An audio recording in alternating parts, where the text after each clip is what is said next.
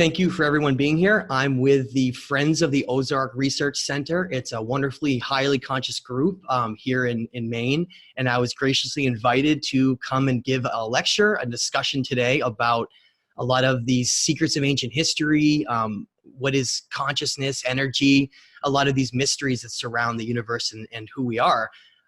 So my name is Matthew LaCroix. I'm an ancient history researcher and writer.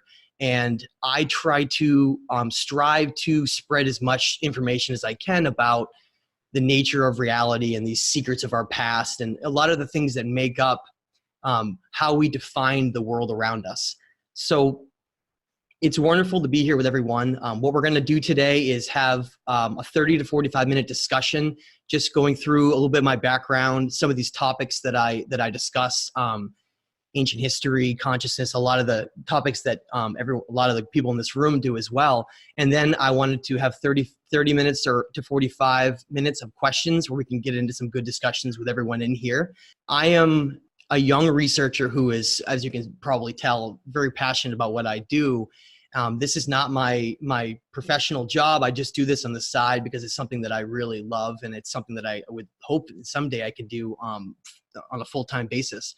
So to give a little background, when I was young, probably like many other people in here, I was questioning the reality around me, and I saw so many people going about their lives being focused on certain things, and there was just very little information that was actually coming down to help explain to me what I was seeing all around me. Things like taking walks out in nature and feeling all the energies in nature and seeing the design of the golden ratio and this Fibonacci sequence designed into all of nature itself, which really just provides evidence to show you that there is some kind of a conscious creator that was behind everything we find around us. But the more that I was going in school to try to find answers, the more I was finding nothing. And in fact, it was very depressing to be in school because it was a very linear, very closed-minded viewpoint that I was being given. I went to a very large high school where you were just sort of buried with tons of kids and classes, and very little attention was paid to the individual. And it was just this doctrine that was taught to you. And if you wanted to be popular and do well, you had to get good grades, which meant you had to memorize and ingest everything that you were being taught. And so at the time, I didn't really understand what any of this was, but for me, it was more of a feeling of I was very bored. I lacked a lot of interest in a lot of the topics that were being taught. Probably a combination of both who was teaching them and the information itself. Because going through things like biology all the way to being in physics, I was getting this very linear version of that we're just this evolved ape who's here, and we've gotten to this point from being survival of the fittest and killing everything off that wasn't stronger than us. And then here we are, we go about our life and we have a family, and then eventually we die, and that's the life that I was being told by a lot of people. That was like that was your whole life. You get a job, you raise a family, and then you pass on, and that's everything that you contribute to this world. And that was what defined it. And if you wanted to be successful in life and you wanted to be sought after as someone who was important, you had to be one of these spokesmen of this doctrine of education that we were being taught. And now many people in this room probably realize you're only here because you wanted to discuss topics that are outside the mainstream. And you wanted a group where you feel connected enough to be open to discuss those topics. Because largely in this world we live in, if you start bringing up anything about consciousness or energy and dimensions or aliens or the universe or anything like that, you're looked at like you have three heads, or people will pretend they're friendly, or they'll go the other way and never talk to you again. And you have this very strange reality we live in, where people have these very designated topics they're allowed to talk about, and then everything else is off limits. And it's interesting that when you look back at how we got here in history, we're at this point where we have free speech and we're allowed to talk about anything we want, and yet we still have this old doctrine that exists where people, they're not burned at the stake anymore, but they're maybe ridiculed to the point where they start questioning their own beliefs and what they've accumulated over their time to realize. And so I think it's very important to have groups where like-minded individuals that at least are open-minded. They don't have to agree on every single thing that they all say, but at least they're open-minded to be able to have discussions without someone getting angry and bringing in emotional responses in. It's amazing to me that people, it's like we live in a world of children where people can't have a discussion without getting furious or angry or throwing a tantrum. And it is interesting because a lot of the ancient writings, they actually call mankind, society, the children of men, because they say that we're like children who are trying to pretend that we're an adult, but we're really just struggling with all these really primitive and simple things that are holding us back from being this infinite being that we really are. And of course, those things that are holding us all back are the reason that I'm getting into this right now and the reason I'm having this discussion. So to make a long story short, I was realizing those things in high school and in college, and it was very frustrating to me because I wasn't finding very many outlets to talk to other people. And yet I was doing my own research and I was seeing alternative things that were completely blowing my mind, and yet they weren't being taught at all in school. You know, things like if someone said, well, what defines who we are? Are we just this physical body, or are we an internal consciousness that actually resides on a non-physical level? And that's where the whole rabbit hole begins, because the more you start getting into these ancient writings that were left over from ancient civilizations that are in many cases no longer around, and a lot of what I'm going to get into, was called the old religion. It used to talk about these pure forms of truth and what used to exist, which became muddied over time. The waters became clouded to the point where truth really no longer exists. It's been interwoven with biasness and deception for so long because of the way that things have gone. And so in college and in high school, I decided that I was done with everything, with people and with the whole system that was causing me so much pain and anger. So I devoted years and years of my life to just basically hiking and living out in the wilds and getting away from people as much as I possibly could. I used to go on great adventures in the White Mountains and in Maine and in a lot of places way off trail, miles from the nearest location. And the whole reason I got into writing and I got into doing this was because when I was out there searching for this other side, because I was taught that the great feats you had to accomplish was these physical feats, climbing a great peak or achieving something on this physical level. And it took me going through great strides in my life to realize that the great challenge is actually a non-physical challenge. It's overcoming the challenges of your mind and these things that hold us back from growing on a conscious level. That's where the great wilderness of discovery of regaining ourselves exists. It's actually on a non-physical level. And so when I was out there trying to conquer this reality that was around me, doing these extreme things that a lot of young people do.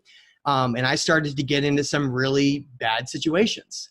I got into situations where I would be doing really stupid hikes that I shouldn't have been, up on Mount Washington in the middle of winter and blizzards, almost losing my life, to things like being in the middle of nowhere in the Pemigewasset wilderness with, bears walking around you that are hungry and you can't hang your food or something. Just terrifying experiences. And then it all culminated to this one experience that I want to bring up, because it's what brought this entire thing to fruition, which was to culminate my entire exploration, that I finally eventually put my hiking boots away and calmed down and started to delve into all these other sides of history and understanding things around me.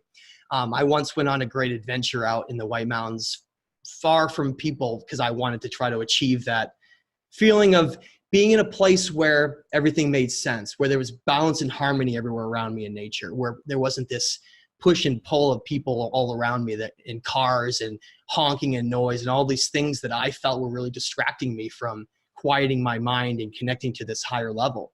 And I became a lot more spiritual as it went on. I was never religious, but I became very spiritual. And I think a lot of people like me will end up going towards a route of atheism before finally turning around and going towards a root of spirituality, because they sort of look at the way that religion in some ways has controlled people's thought patterns around certain parameters, and maybe they will just reject that altogether and then have to find their own path. And that was that's where I came from. So being out in the middle of nowhere, where I shouldn't have been during a very dangerous time. People in here probably know how dangerous moose are during rutting season. Well, I almost was trampled and killed by a moose. It was a very scary situation. And after this was in college, and then after that moment, I decided to write down these really like incredible experiences that people I knew just were not having, partly because they weren't doing as many dumb things as I was, but also I felt like if I didn't write it down, it was almost like those experiences were going to just disappear. So I started writing, and I started writing for AMC Outdoors and Backpacker and some of these magazines. And then I did a complete 180. I went from writing about the outdoors and hiking, and of course that was connecting me to this idea of Gaia and energy and this whole other side of it. But then I completely did a 180, and I went towards learning about all these secrets of ancient history that were not being told to people, and all these things that have occurred that people were not really aware of. And it was so incredible to me that it was like a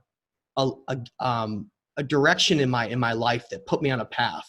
And that path was, I became focused on learning as much as I could about the nature of reality, ancient history, the universe, what is the truth? And that's where my path began. And so after college, I started going into this spiral of obsession of researching and reading as much as I possibly could. I became obsessed with actually understanding, well, what is the truth? Is there evidence that actually tells us what it is? How far back does the human story go?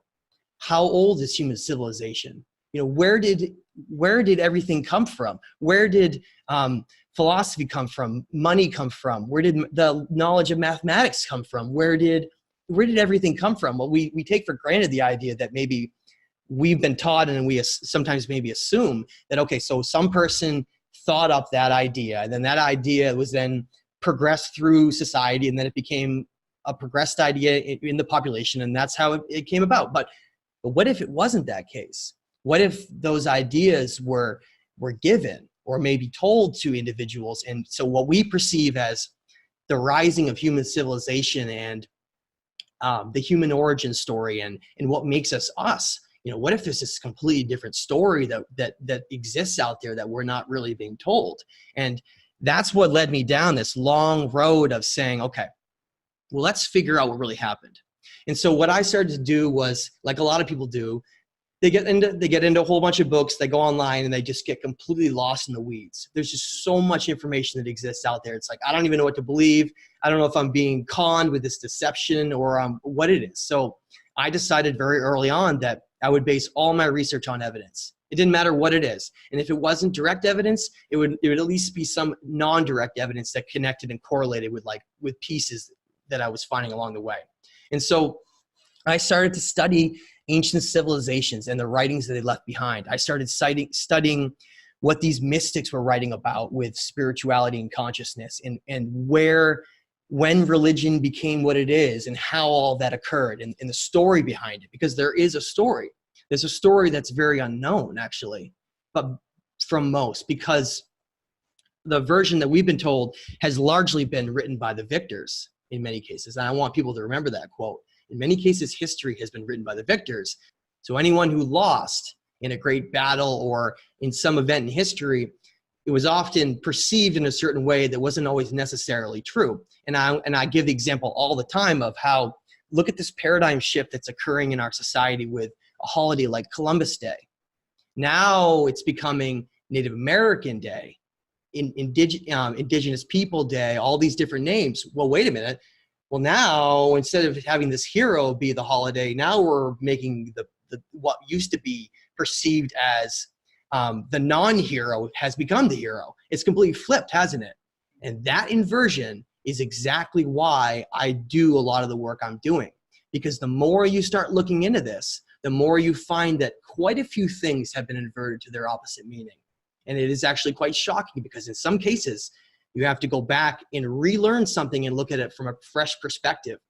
Because if you have a situation where something is told to someone in your family or something, and they perceive something in a certain way, like a certain culture of people or a certain location, somebody had a horrible experience somewhere.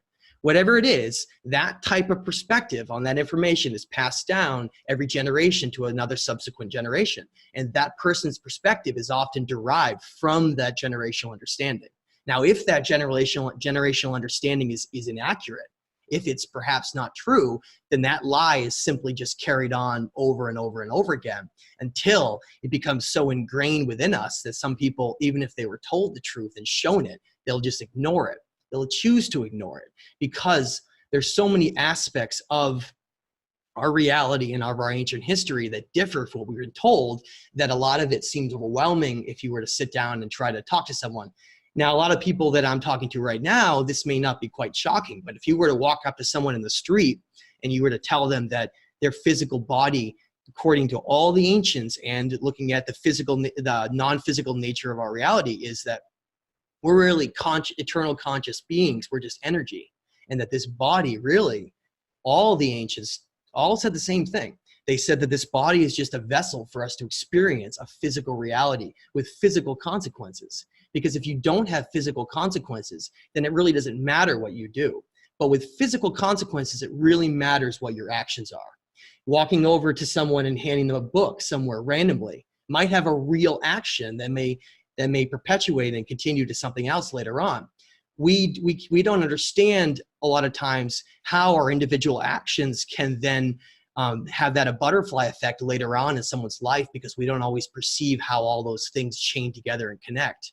But everything we do in our reality and everyone we affect around us has an effect on how their life is going to go.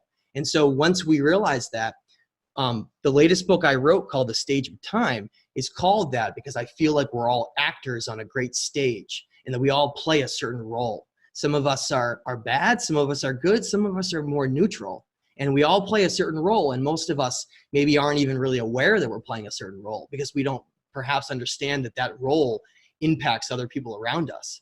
And so some of us might be eternal teachers, but we might not be doing teaching as a profession, because really the professions we get in are often not have to do with what we actually really are passionate about at our heart. And that's one of the problems actually that you really get into, is that, well, what are people doing? Should they be doing that? Should they maybe be doing something that they really enjoy doing? And that gets down to the rabbit hole that we'll get into, where I discuss the idea that, well, maybe we should be doing something different. Maybe we should be, what if everything ended up different than it is today? What if money never existed? What would our society be like if money never existed? So your actions are not derived by how much money you get, but maybe you just do it because you want to contribute to society. That's not a socialist idea. That's an idea that's looking at, well, what would happen if money never existed? Because think about how much money has corrupted our world. And when you start looking at the origins of money and you get into that long rabbit hole, it really changes your perspective on, well, what would happen if we didn't have something like that restricting us? And so I try to look at everything from an outside perspective. If you ever want to look at any topic, doesn't matter what it is, always try to look at it outside of yourself. Think of it, okay, well, what would my perception of what I'm doing be like from way up in a tree's perspective? Or what would it be from someone else's perspective? So when you take yourself out of your own perspective, it's called being objective. And you look at it from a completely objective standpoint. Let's just take an idea and just look at it without any connection of anything that I have. Just look at it objectively. And maybe you might see it a little differently than you did before.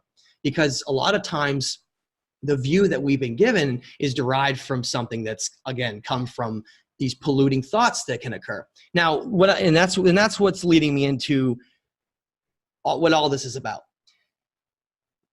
What you find when you look at the oldest writings on Earth, they're known as cuneiform writings.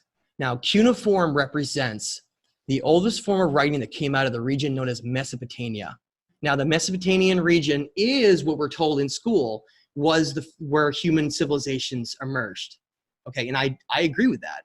But what I don't agree with which is what I'm going to go into and tell you about with the evidence, is how old that is and how far back it goes. Because that's really where this whole journey of understanding our story begins.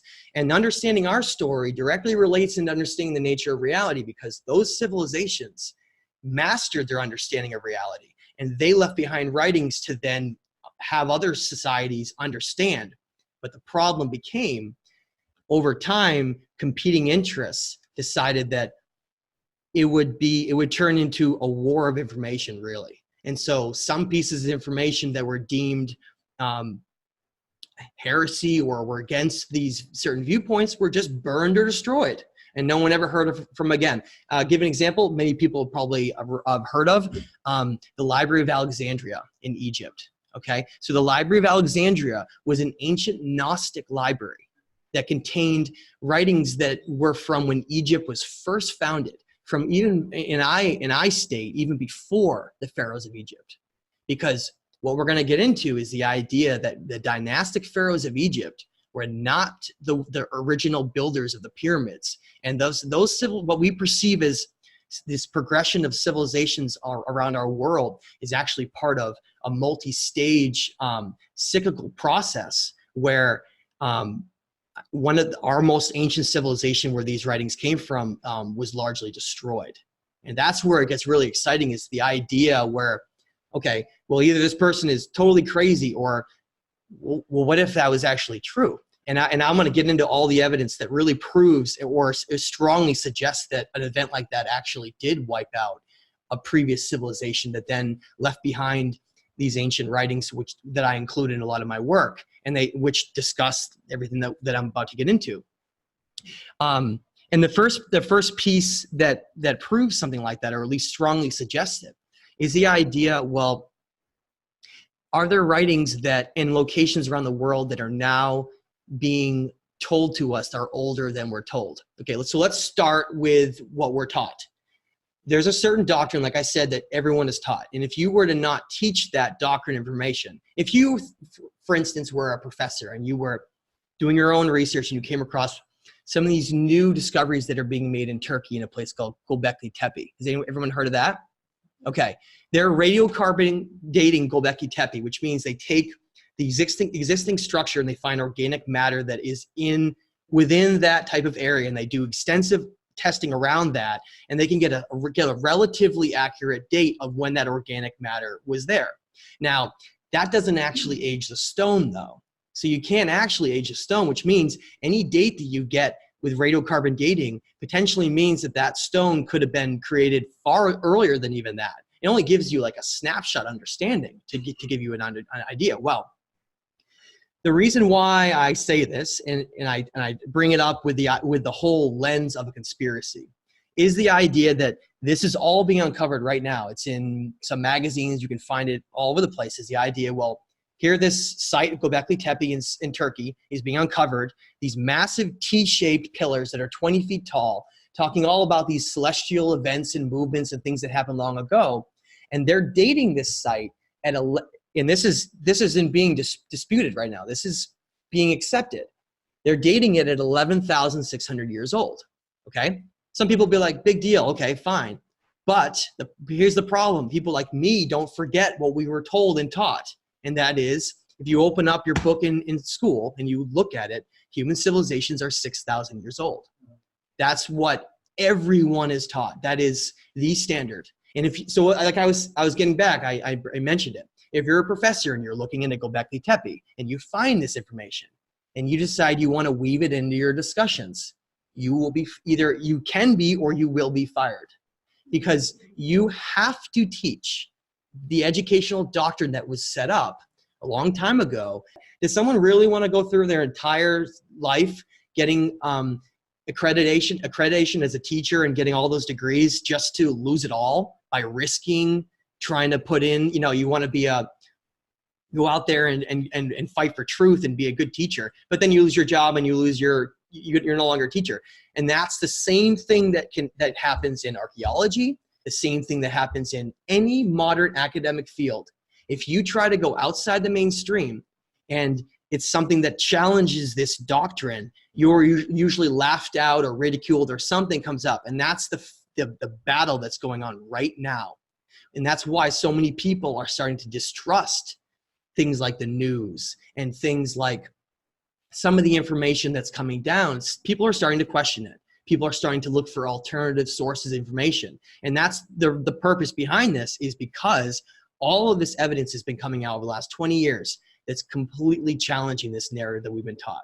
And Göbekli Tepe is one tiny little piece that adds up to this colossal view of history that changes our entire perspective on human origins, how old civilizations are, understanding spirituality, religion. Where did religion come from? What happened to religion along the way? And I can get into that briefly as I go. These cuneiform tablets from Mesopotamia, what they are is the Mesopotamians, and specifically the Sumerians, realized that the only way for a message to be carried on for a great long amount of time was not if you wrote it down or you drew on a cave wall or anything like that. It was if you were able to actually etch it into stone or clay. And then they would take this clay, after it was wet, they would indent and create all this incredible, these stories and these descriptions of what occurred long ago. And they would bake these tablets of clay. And they became known as cuneiform tablets. And I talk about them all the time because, again, in that history book you pick up and you look in there, you want to learn about the Sumerians, who were credited as being the first civilization on Earth that created mathematics, agriculture, astronomy, society, the governing structures of society, laws. The first form of money was called a shekel. It was based on the measurement of a bushel of wheat. Everything came from the Sumerians. Everything, all like that. And the Sumerians didn't say that they created it. They don't state that, but yet our history books do. They state that the Sumerians developed this 6,000 years ago, and then that's how we are now. All these empires later and all that destruction and war later, and that's how we got to now. Except, like I said, number one, the Sumerians don't say that they came up with that knowledge. Number two, they state that it came from a much earlier civilization before them. So when we think of something like the Sumerians, and we think of something like the Inca, something like the Maya, something like any of the civilizations, the Egyptians, any of the civilizations around the Mediterranean, what we need to have this perspective to look at and try to wrap our mind around the possibility is that they're actually separated by two completely different time periods. So what we perceive as being just one society that built something is actually part of multiple civilizations that came and went as time went on. And so the Sumerians state in tablets such as the Sumerian King List, which I highly recommend, which is one of the writings that I include in my latest book, The Stage of Time, along with a lot of these other ancient writings, because these ancient writings are being suppressed from society. If you had the first writings ever written by human civilizations, and they talk about where information came from, they talk about disasters that came in and destroyed their society. They talk about where the knowledge of their information and how old their civilizations are. If all that information is in these writings and they're sitting in museums in the library, the University of Oxford in England, why isn't it being shouted to the world on loudspeakers and on every newspaper? Nobody's ever heard of it. Most people you walk up to have never even heard of a cuneiform tablet. They don't know any of that stuff exists. Or if they do, they say the same thing. They'll go, aren't those just myths? Aren't they just myths? Well, maybe the perspective we've been given on some of the biblical versions might be turned into a myth. But what you quickly find is, hey, wait a minute. So stories like the biblical version we've been told about Noah, that came from a Mesopotamian story that was called the Atrahasis. So then the more you start connecting all of these stories in Genesis and all these stories that go back and forth, you find that most of them were either Mesopotamian stories or Egyptian stories. Almost all of them were all derived from a previous source. And then over time they were rewritten and it turned into what they are now. But if you want to find the truth of information, you need to find the most pure forms of that information. And that's where going to look at these cuneiform tablets is so important. And that's not just the first civilization that has these ancient writings. After Mesopotamia, there was the early Egyptian civilizations that were, the region was known as Kem, K-H-E-M. And that was the name that was given far before Egypt ever existed. So what we think of as the dynastic pharaohs of Egypt, with all the hieroglyphs and writing, that's a civilization that came thousands of years later. And that comes from direct evidence from all of these ancient writings and these monuments that they left behind. And that's where one of the biggest pieces of smoking gun information comes from. When you go into Egypt, go around the Sphinx enclosure and go down to Karnak, Egypt, and all these locations. If you know what you're looking for, if you know what precise megalithic blocks building means. So megalithic means giant single stone, very large single stone, okay?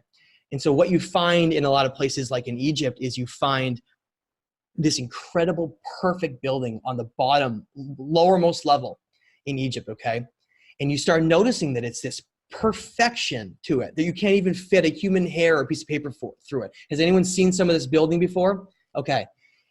That building, once you know what you're looking for, and then you see the primitive building that's on top, this mortar and all this small little stones and these small rocks, when you can tell the difference, all of a sudden you go around the world and you see it everywhere. In Peru, oh my God, there's the same thing in Machu Picchu. There's the same thing outside Sacsayhuaman. There's the same thing up in Mexico with places like Uxmal and places like Chichen Itza. Has anyone been to Chichen Itza? These locations, if you have the trained eye to look for it, but why would anyone look for it? We've been told it's all built by the same civilization, so nobody's looking. Nobody's really looking and noticing on that. Well, some researchers are now. And there are other researchers, and I want to give them credit. Researchers like Brian Forrester, others like Graham Hancock, other researchers like Robert Preval, Robert Schoch. These are archaeologists, geologists, or just researchers who have gone out to these locations that we've been told were built by the pharaohs of Egypt during, the dynastic period 4,000 years ago or whatever it was, 5,000 years ago. And they're saying, wait a minute, I'm a trained geologist and I'm seeing geology on these structures that's not matching this dating. So I'm sure everyone's familiar with the Sphinx, right? The Sphinx, we're told, was built during the same time period, and we see this certain head that we see, it looks like a pharaoh's head, okay? Except when you actually do research, you find that the Sphinx was recarved. It was a structure that was predating that. So how do you know that, right? Well, geologists have gone in and they've looked at what's called the Sphinx enclosure. And it just means the rock walls that have been created around the Sphinx. And we're told that those were eroded because of sand and wind, okay? So these geologists got down in there, they're saying, okay, we're looking at these structures, and some people have come along over time that's saying, that doesn't look like sand and wind. So some of these geologists I mentioned would have come in there to look. And I think in a lot of these cases, if you actually go and listen to interviews, like I think Robert Preval and Robert Schoch talk about how they actually went in with a very pessimistic viewpoint, and they were actually going in to discredit some of these people that were noticing some of these things to try to hold up this viewpoint. And they were stunned to actually go in and use their expertise in geology and climatology to look and say, wait a minute, this is impossible to be eroded from wind and sand. It could only be eroded by one thing, water erosion, okay? This is a very important point to make. So if the Sphinx enclosure was eroded by water erosion, and geologists all around the world have now confirmed that, when did you have deluges of water in Egypt? It's a desert. Look, it's the Sahara Desert. All you do is you essentially take climatological data derived from ice cores, and you can say, I'm going to look at the climate period that occurred when there was heavy rains that would have been enough to create this erosion on these enclosures. Then I can get a date for at least when this happened. So geologists did that, and they looked at these ice core samples, and they came up with a date of at least 10 to 12,000 years ago. So that's the Sphinx. Well, right next to it is the Great Pyramids, okay, that everyone is very familiar with, the largest structures on Earth. So in our books, history books, again, this is why I do this. It's taught, deliberately says in history books, that the Great Pyramids of Egypt were built by the dynastic pharaohs as tombs, right? That's what everyone thinks, as tombs. Okay, right? There's these great pharaohs. They had slaves and all these people that worshiped them. Of course, they would have a great tomb. Except there's never been a pharaoh ever found in the Great Pyramids in history, ever. And that's not just, and someone could say, okay, well, maybe they haven't found them yet.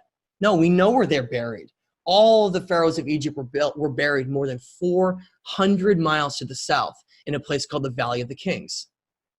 Okay, so that's not someone's opinion. That's fact. So when you look at that objectively, you say, well, wow, here we have this piece of evidence that's completely contradicting what we're being taught on so many levels, age levels of the Sphinx, the purpose of the pyramids, all these different things. We're all being told these incorrect lies. Why, right? There's this certain protected viewpoint of history that was created at one point, and it was decided, and you can follow that back to the Holy Roman Empire, and we can get into that as we go. But the Holy Roman Empire was essentially where this doctrine was created. And they decided, some of these powerful, corrupted priests and these powerful individuals decided that they would create a certain version of everything. How old everything is, and why would you want to do that? Well, if people were under the perception that we are only, human civilization is only 6,000 years old, and that everything came from this simple progressive viewpoint to where we are now, people would have this certain viewpoint on how they're going to act in life. They would say, okay, well, we got here from our own means, and we're just a highly evolved ape, and we can do whatever we want because we got to this point, and look at us, we're the best, right? Except that this evidence is completely contradicting human origins, which I haven't even gotten into yet. It's contradicting how old human civilizations are, where that knowledge came from, and what they knew about the nature of reality, what they knew about consciousness, what they knew about the universe, what they knew about the creator of everything, what they knew about all of these different aspects were considered this, this forbidden knowledge. And so those who were practicing that knowledge, you may be familiar with, they're known as the Druids. Has anyone ever heard of the Druids? Okay. So I love to bring this up because it's a topic that gets people really fired up, because in Maine and like many other places, St. Patrick's Day is one of the most popular of our holidays of all time, right? So in the story of St. Patrick's Day, like we're told, and this is like everything in history, remember? History is written by the victors. We're told that we're celebrating St. Patrick's Day as like a form of Irish pride, right? Irish pride towards Ireland becoming its own sovereign place, and you know, yay Ireland and all these things. It has nothing to do with Ireland. It has nothing to do with Irish pride, and we've been greatly deceived about the truth about a lot of things.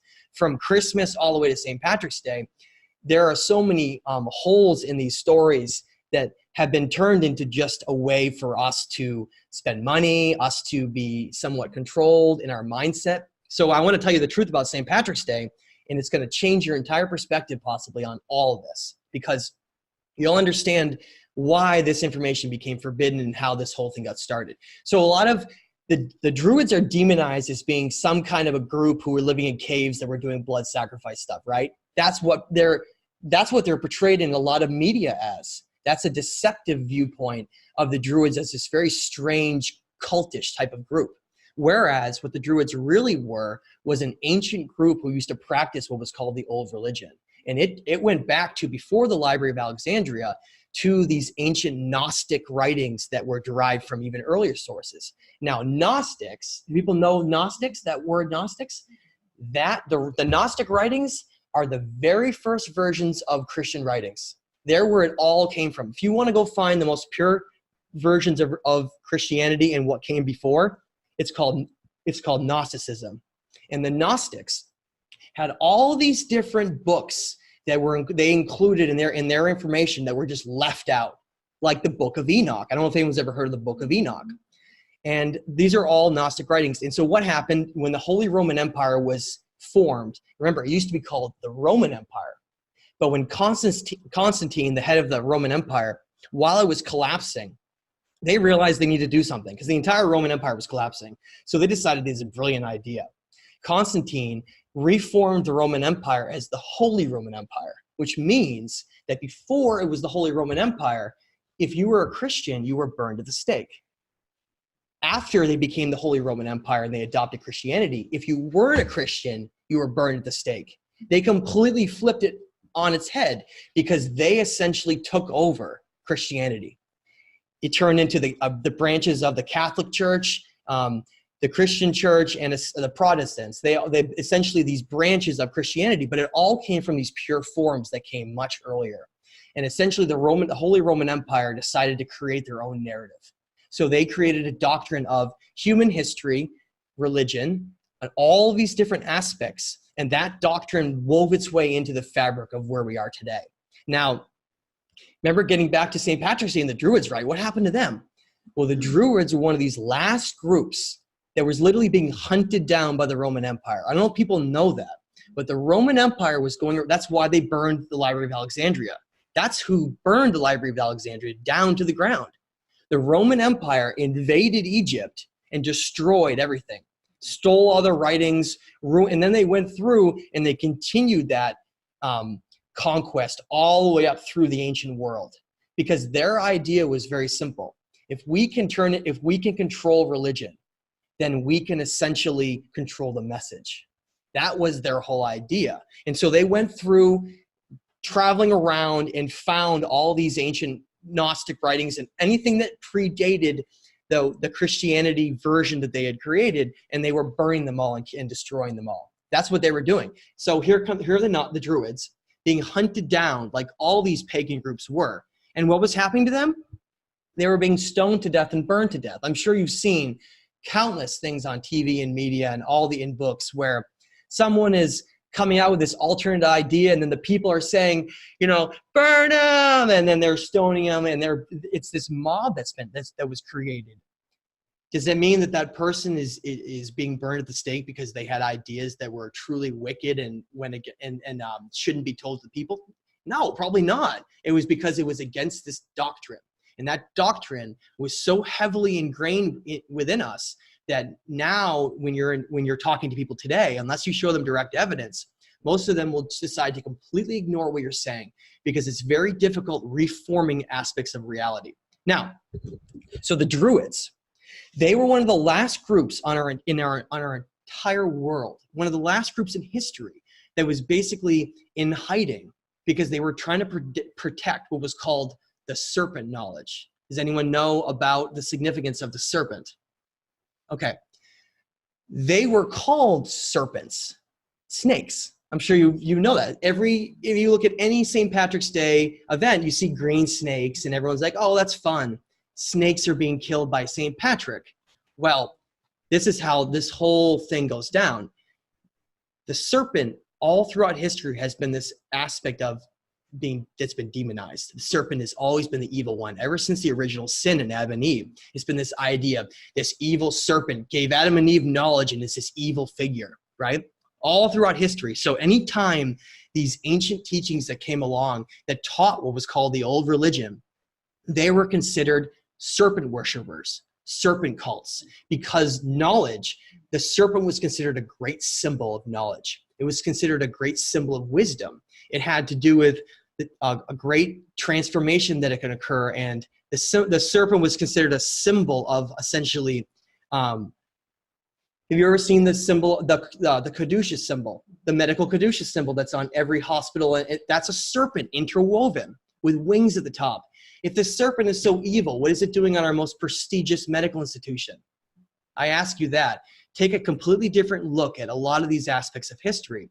The serpent simply represents knowledge, balance, higher wisdom, achieving these higher states. It was a symbol that was used that was eventually demonized by the church because there are implications that go back far beyond that to where that symbol was originally used. So the Druids were practicing this old religion knowledge from these ancient civilizations, and they were being hunted down by the Roman Empire.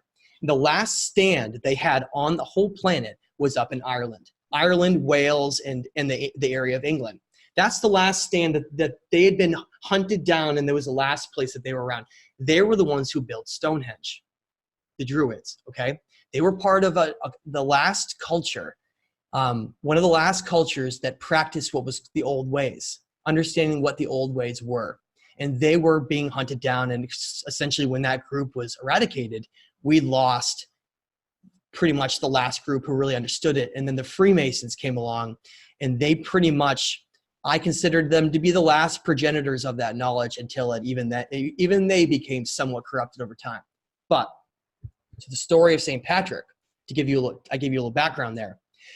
They were called snakes because anything that was considered that forbidden knowledge that was against the Holy Roman Empire's version of Christianity, they were called snake cult worshippers, snake cults, snakes, serpent work. Anything that has to do with serpents or snakes was a demonization term given for a group that was a pagan group that worshipped this non-Christian version that was later created, okay? So the story of St. Patrick's Day is this. St. Patrick was in the 17th century. By the way, his father was a Roman emperor. He was in the Roman army, St. Patrick's father. So he was already affiliated with the Roman Empire from the very beginning. He's tasked by the Christian church to go to Ireland and cleanse all the snakes from Ireland, right? So people hear that like, oh great, I hate snakes, right? And most people I come across say that, except there's never been any snakes in Ireland. Snakes can't live there. It's too cold for snakes. So quickly you see that, oh, wow.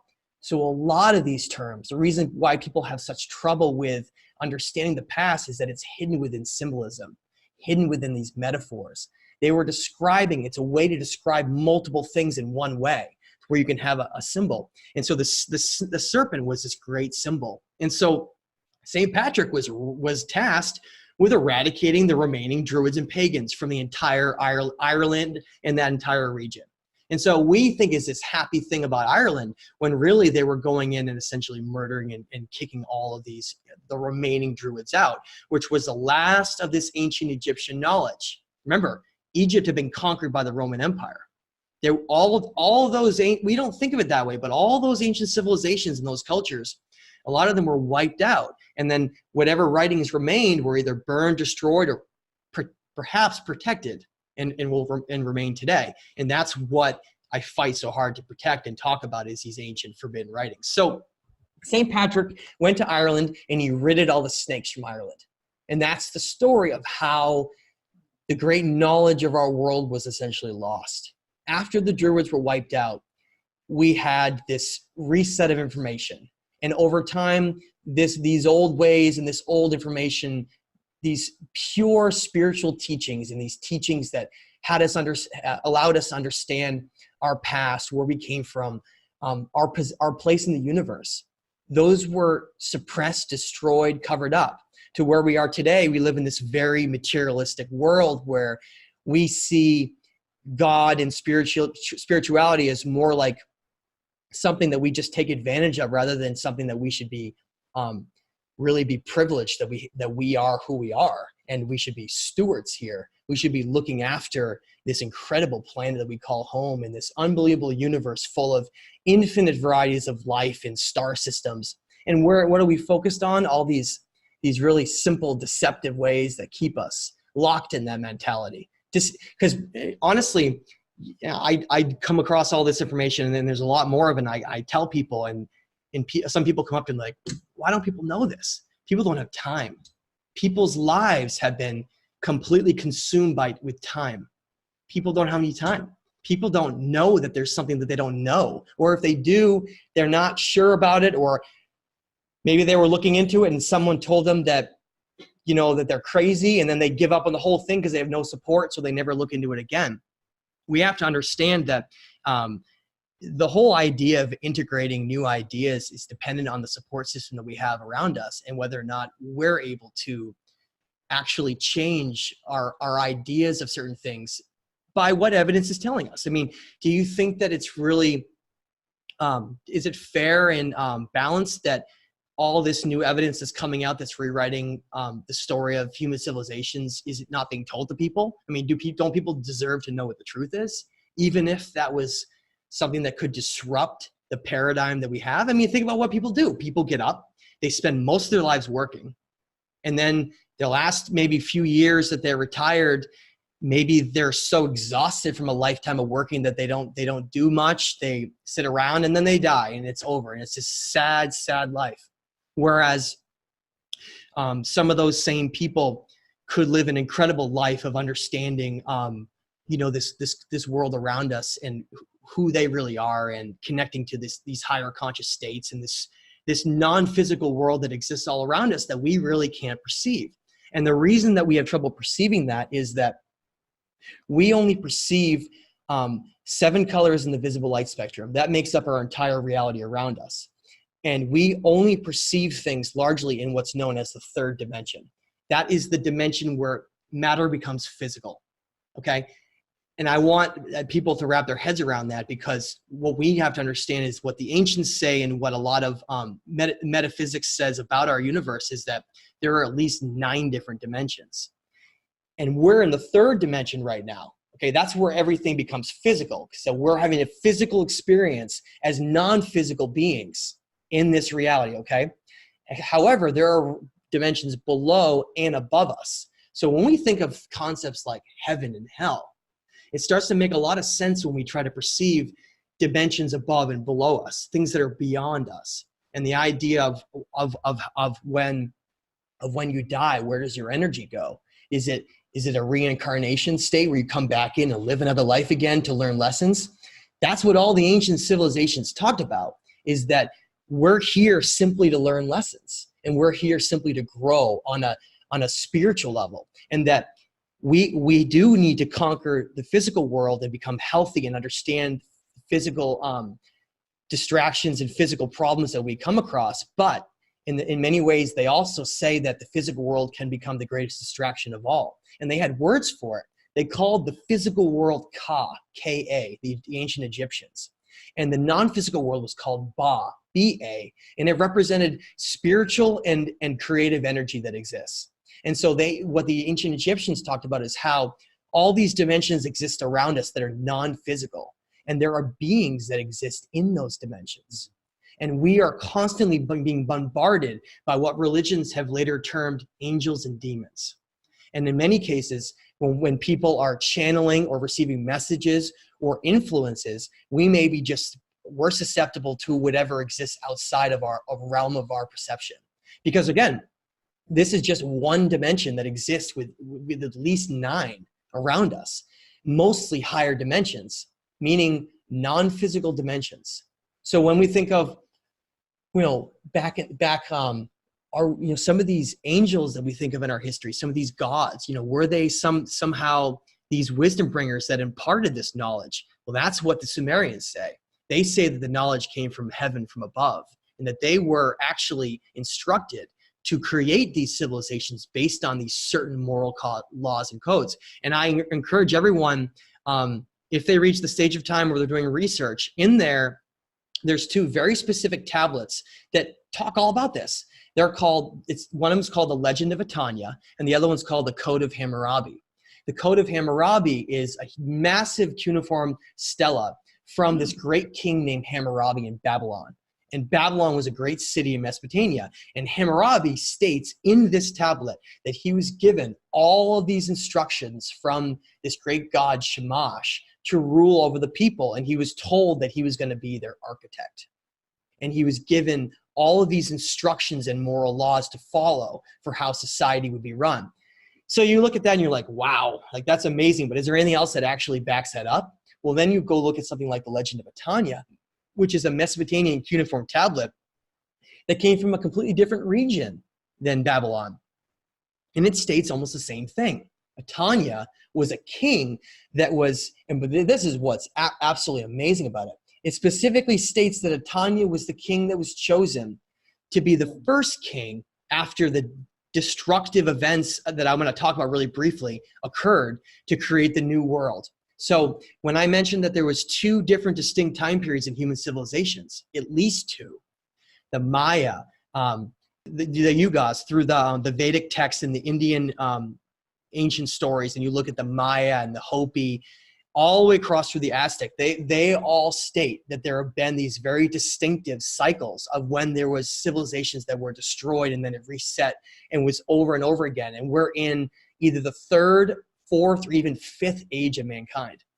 And that these cycles just keep happening. So what are these cycles? I want to briefly bring it up because again, I could go on forever with this stuff, but we had an ice age roughly 12,000 years ago. Okay, a lot of people know that.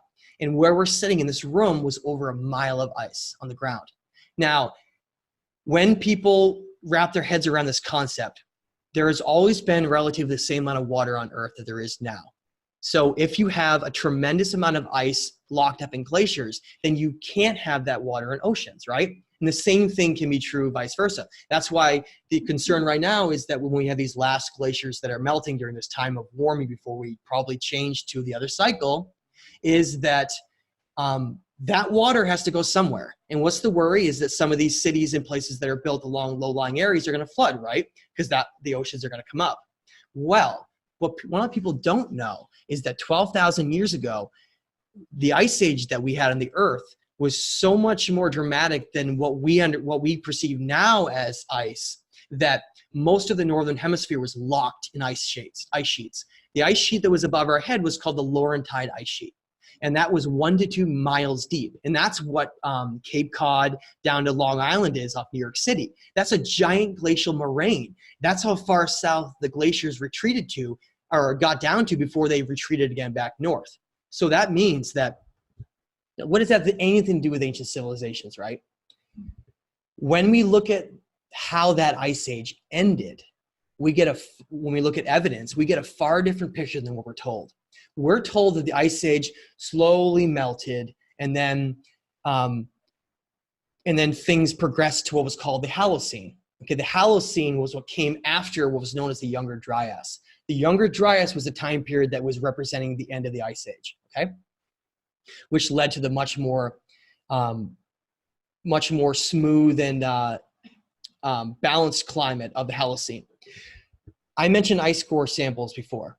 When you go to Greenland and you get an ice core sample, you get a snapshot of what it was like back 12,000 years ago. And instead of being the slow melting of the ice, evidence shows us it was this completely different event that occurred, where it was actually a disaster, like an apocalyptic disaster that basically occurred, where the ice rapidly melted within, let's say, less than 6 months. And we're talking about now how much ocean water was in this ice, people wonder. Ocean levels back 12,000 years ago were 400 feet lower than they are today. Try to wrap your head around that. You go down to the ocean right here, right? You go down to along the coast of Maine. Try to imagine ocean levels 400 feet lower than they are right now. How far would you be able to walk out there? What would the landscape look like? Enormous mountains that you would never even see because they'd be underwater. That's what we're talking about with this world that existed back then. Now, if you remember, Göbekli Tepe and all these ancient locations with this megalithic building, they're being dated to before the Ice Age, okay?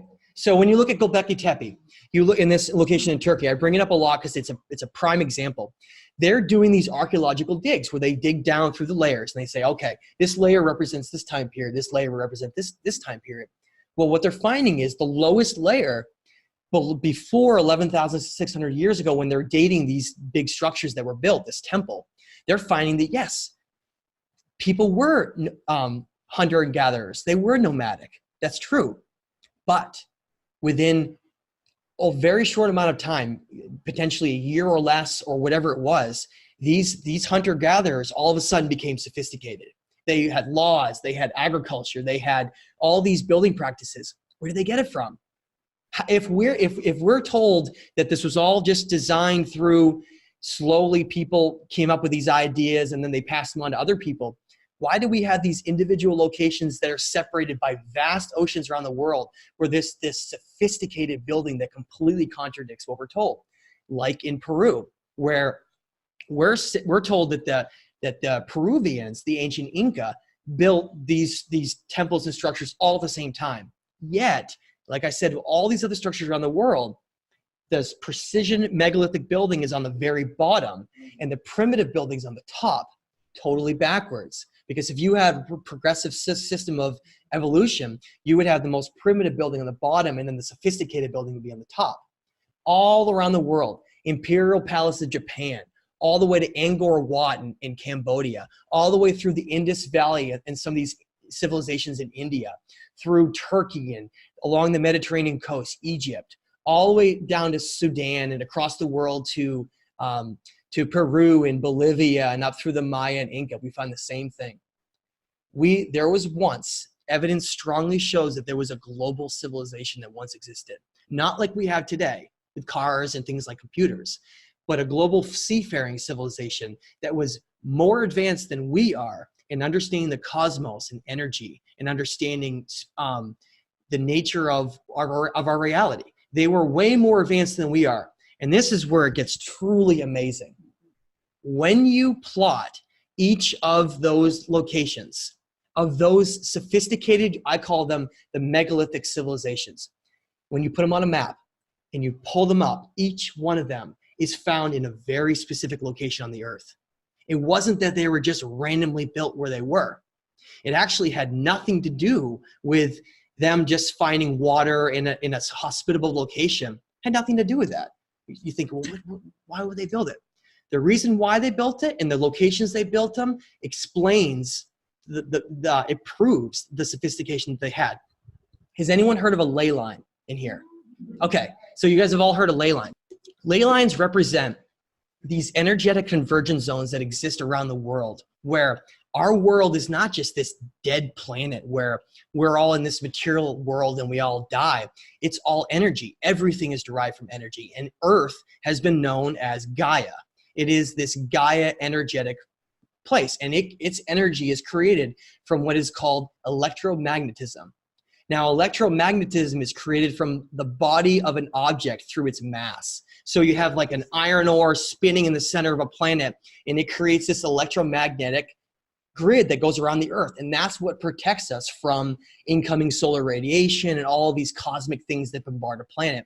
It's this incredible design that's been woven in to allow life to develop and flourish on a planet. Because if you did not have that electromagnetic sphere that could develop, life would be destroyed by the cosmic rays instantly. It would never be able to develop. So here you have this means for life to be able to develop on a planet. Pretty amazing in itself if you think about it, actually. Why would that even need to be that way, right? If it was random, what would it matter if life could exist? But yet, we find that planets create that environment as the process of their creation itself. So just based on their mass, they create this field. Anyway, make a long story short, the ancients figured out all of that. Not only that, they figured out the size ratio of the planet itself, and in which you can go to the Great Pyramid of Giza and actually realize that it's a scale ratio of the entire planet Earth itself. It's about energy. It's all about energy. So every single one of these locations, the Great Pyramids of Giza, in Peru and Sacsayhuaman or Machu Picchu or Easter Island, any of these locations where we find these giant megalithic building, we find that they're all on ley line locations. They're all on ley line convergence locations, the most important locations on our earth where energy is concentrated. These structures are built all around the world. And to me, how can that be an accident? And that proves in itself the sophistication that they had. So how could that be possible, right? How could a civilization back then understand ley lines? They don't have computers. They didn't have any of that stuff. How could they do it? To me, what all the evidence shows is that they were given that knowledge from beyond. And they were given it from some sentient group that came here. And what I talk about a lot in the book is that group, they call themselves the Anunna, A-N-U-N-N-A. And that's what they refer to themselves as. They say that they call themselves great light bringers who came here to create civilization in their image. So we are in their image. Remember in Genesis? We were created in their image, not in, it's not singular, it's plural. Go look at that quote again. Check it out again. It's created in their image because we are created in their image. And that doesn't mean that we're not created in the image of perfection, because that's what some of them were essentially striving for. Well, and think about it. Would that be what you would want to strive for, is making something perfect? And so human beings, when you read these ancient stories, they talk about how we are And I will read a very short passage from that so that people can see that. So I'm going to pull open the Stage of Time, and in the back of that I have these ancient translations. So I'm going to pull up and just read a very quick quote from the Atrahasis. And I think that's appropriate because Atrahasis, again, was one of the kings of Shuruppak, who his story eventually became the story of Noah. And he was a very wise king from Shuruppak who was given this knowledge and told this. And that's why he recorded it, because it was very important information. So when the last ice age ended so abruptly, we find that when you dive off of Egypt and you go off of Egypt, Cairo, and you go off of Alexandria, you go look up pictures online. They're all over the place. It's right there to see it. They found all of these sophisticated Egyptian structures and temples and all this stuff underwater, completely underwater, right? Divers are going down and seeing them, and they're finding that all around the world. And if you look today, where most of our major cities are built, they're right along the coast, right? And so if you have the last ice age end dramatically, which I haven't even gone into what those effects were, one of them would be ocean levels rapidly rising to the point where all those coastal cities were inundated, okay? And that's exactly where this great deluge story, this biblical deluge that we're told, comes from. The idea where all of that water, that ice, rapidly melted, flooding the oceans and turning it into a totally apocalyptic situation. So what evidence is there besides that, right? In the Pacific Northwest of the United States, in places from Montana, Oregon, and Washington, you have something called the Columbian Gorge. And there's some other geologic features out there. And there's these areas out in the prairies of Montana where you can find these enormous geologic humps in the dirt, enormous humps, bigger than houses, long, steady humps, just going in this nice flow. And you look at that, and geologists say the only way that could be created if there was a massive amount of water flowing across that landscape very, very quickly. And you look at something like the Columbian Gorge and Snake Gorge and a lot of these immense gorges that were created in a very quick fashion, and you look at the timing of these disasters, and quickly you begin to connect the idea of, okay, we had a disaster occur at the last end of the ice age. Well, look what happened. And you're all be familiar with this. What animals used to be around the last ice age? We're all familiar. Woolly mammoths, saber-toothed tigers, giant beavers, all these enormous birds, they all went extinct.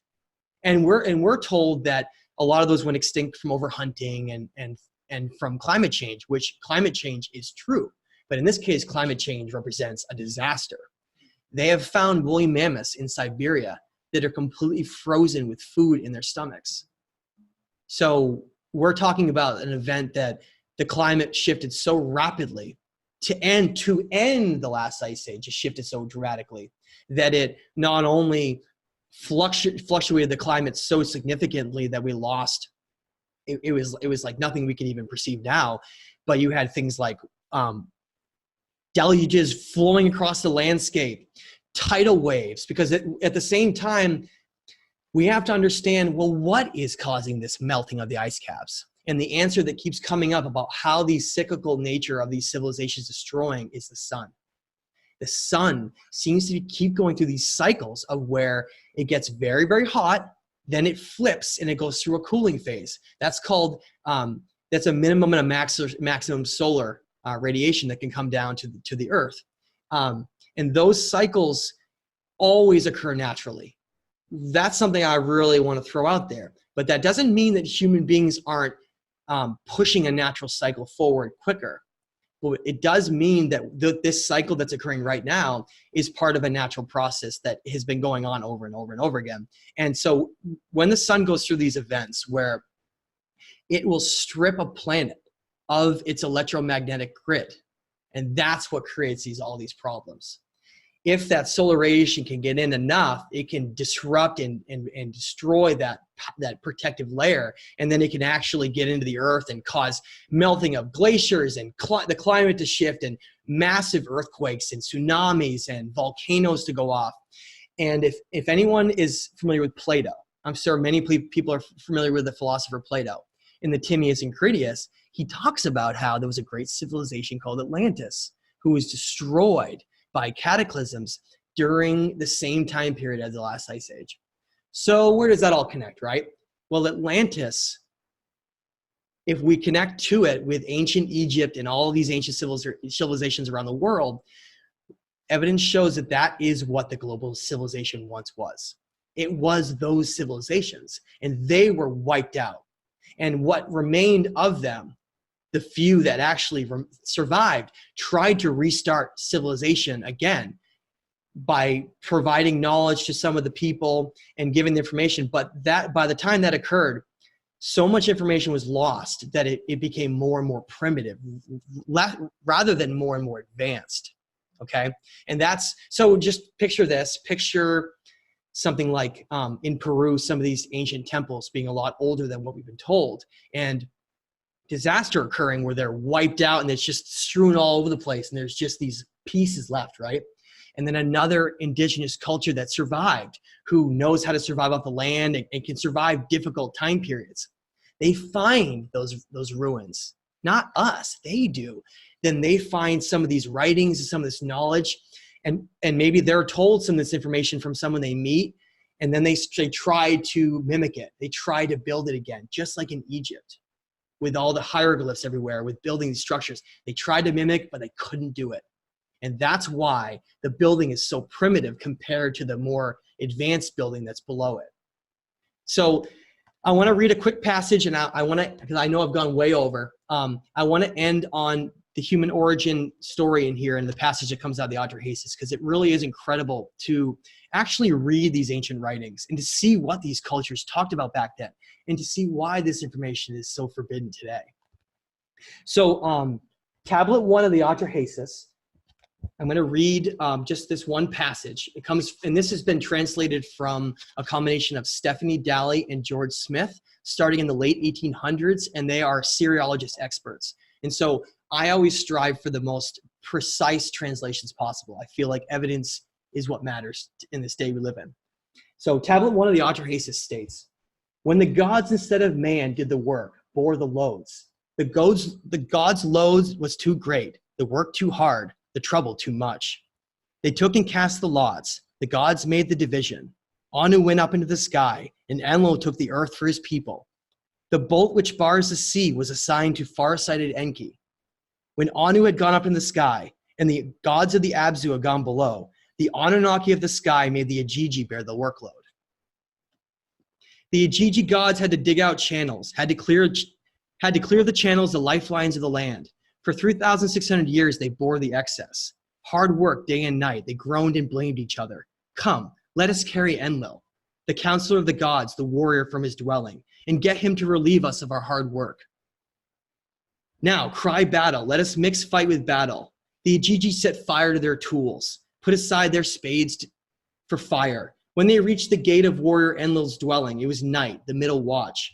And Akur was surrounded. And Akur is one of these ancient cities you can find in many other writings. And that's how you know these are real, because they mention specific locations that were around that time. Enlil sent for Anu to be brought down to him. Down. Enki was fetched into his presence.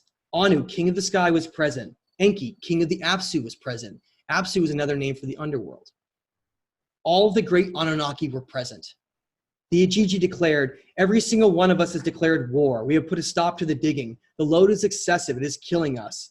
Anu made his voice heard and spoke to the gods, his brothers. What are we complaining of?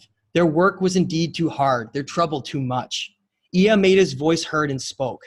Let us create a mortal man, so that he may bear the yoke, the work of Enlil. Nintu made her voice heard and spoke. On the 7th, the 1st, 7th, and 15th of the month, I shall make a purification by washing. Then one god shall be slaughtered. Then a god and a man will be mixed together in clay.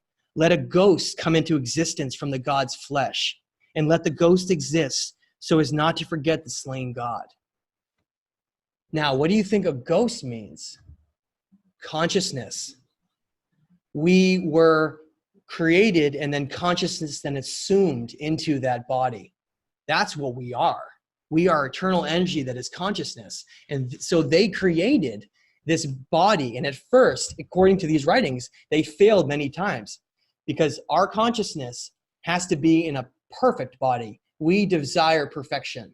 That's what we are, a great being. And so what we're great beings. And so when a lot of times they actually talked about how some of the bodies were rejected until they got perfection just right. And then they created this mankind to service the workload of the gods. What does that mean? It means we became the physical workers in this physical reality. Think about it. If most dimensions are non-physical and we're a multidimensional conscious being that resides outside the physical realm, then being in the physical realm would be that work. We are doing the work of having to labor here, do all these things that are necessary in running our world. Think about all the things that have to go into our world. The Ajiji were mentioned. You remember how the Ajiji didn't want to do the work anymore? They were considered the servants of the Anunnaki. What they were doing, what does it mean, clearing lifelines of the land? One of their greatest feats was passing along knowledge, the knowledge of agriculture to emerging civilizations. That's why it's so important to understand that Göbekli Tepe went from hunter-gatherers to agriculture and sophistication out of nowhere. They already knew this perfection of agriculture, which is incredibly important. That's why the Ajiji were clearing out the lifelines of the land. What are these lifelines of land? Mesopotamia, the Tigris and Euphrates rivers would fill up with silt if you don't clear them out. And then you can't use the water for irrigation. So the lifelines and clearing the silt from the channels, it was the channels of the rivers in Mesopotamia. Why? Because that's where the birthplace of human civilization began, in Mesopotamia, specifically in the city of Eridu. So yes, human civilization began in Mesopotamia, but it wasn't 6,000 years ago. It was much, much further back than that. And we had civilization come up and then rise up, and then we was essentially destroyed, and then we rose up again, and that's how we got to the place we are now. But so that's why I fight so hard for this, because here we have this completely hidden aspect of our history that most people don't even know, and it's being largely suppressed today.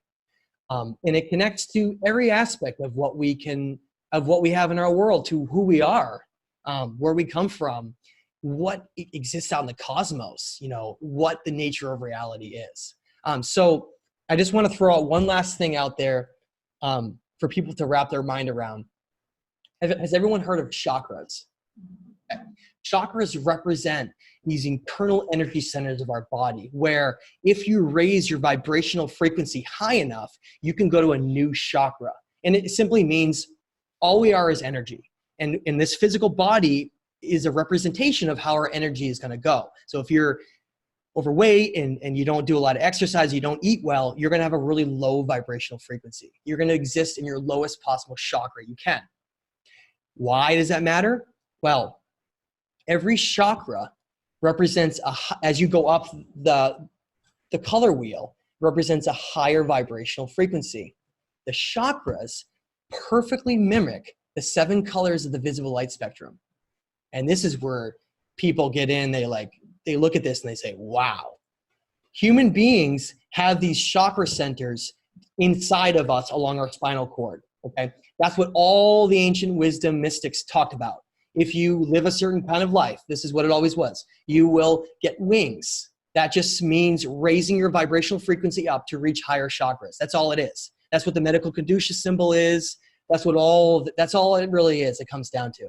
And you have to be a certain kind of person. You can't cheat. You have to be a very honest person. You have to be because there are certain rules and parameters that go into that. It's like guidelines to being able to level yourself up to a higher state. Now, those chakra centers within our body that have been designed perfectly mimic exactly the visible light spectrum within us. So if you think about, okay, so our red root chakra, okay, red root chakra represents the lowest vibrational frequency we can exist in. Red itself in the visible light spectrum has the lowest vibrational frequency of all the colors. So you ready for this? If you see a rainbow outside after a rainstorm, if you were able to get a thermometer, and this is something that they don't teach any of this in school, and you take that thermometer and you actually go up and you measure the temperature of those colors, they'll be different. They don't all have the same temperature. Wait a minute. So red has a different temperature than blue and purple? They're all representations of different vibrational frequencies. So if our chakra centers perfectly mimic and match the visible light spectrum as that vibrational frequency, it means that we're designed as a light being. We're literally beings that are perfectly designed for this physical realm of reality to mimic it itself. We are a representation of sentience here.